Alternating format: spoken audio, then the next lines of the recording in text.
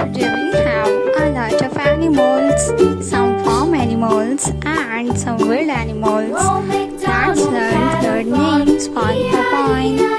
Are you ready, kids? Let's start. The first animal is a tiger.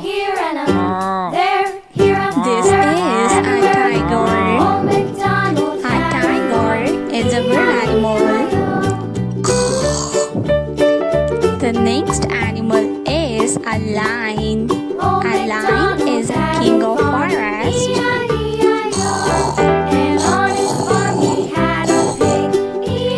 lion. The next animal is a rooster. This is a rooster. The next one is gorilla. This is gorilla. A panda. This is a panda. The next animal is a camel. This is a camel. The next one is a deer.